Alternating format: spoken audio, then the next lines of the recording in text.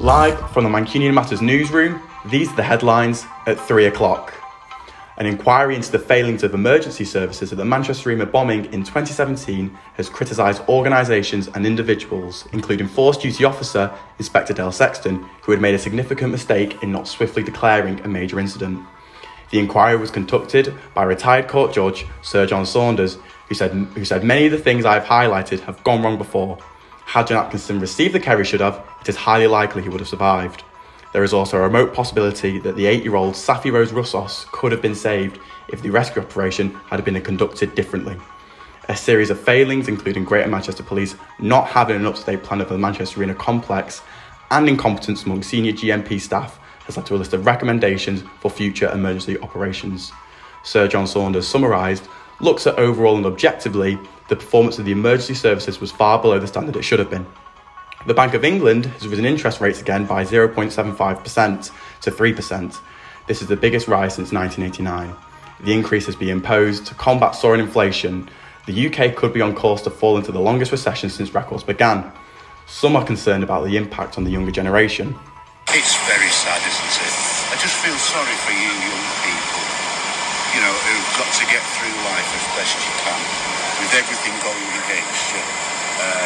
The very best of luck to you. Further impacted by the Bank of England's interest rate hike, the cost of living crisis is set to see households forced into further cutbacks, some having to choose between heating or eating. Chancellor Jeremy Hunt will be announcing his budget on the 17th of November, with tax rises and public spending cuts expected. Alice Kingsley, supervisor of Beaton Student Accommodation, said that the blackout procedures are already in place. How much we're spending, how much we're wasting, trying to get the most for our money. Some events we may have to cut back on.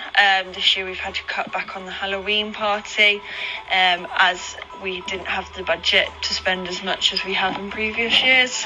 So all managers have been trained in blackout training for the buildings. So if the national grid do switch off and we have blackouts, we have to put things in place like generators and backup generators for if we do, hopefully we don't, but if we do go into national blackout. Home Secretary Suella Braverman has been accused of failing to sign off on measures which could have eased the pressure at Manston Processing Centre after being made aware of overcrowding 3 weeks ago. Over 4,000 migrants were being housed at Manston, which has a 1,600 person capacity.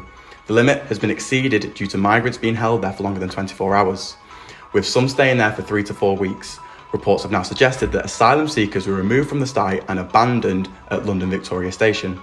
Bonfire night is on the horizon, and the sale of fireworks has surged across the country due to local councils cancelling events with the pressures on their budget amid the cost of living crisis. The biggest council-run events in Heaton Park, Platt Fields and Wythenshawe Park have been cancelled, but 3 displays are being put on in Oldham and Salford. 4 people were taken to hospital last night after a car collided with a tram on Ashton New Road near the Vella Park tram stop at 5:50 p.m. Fire crews were quick to attend the scene, where the incident caused huge delays for fans heading to the Etihad Stadium ahead of Manchester City's Champions League crash. Now onto the sport. City's 3-1 win against Sevilla left the citizens unbeaten at the top of the Group G.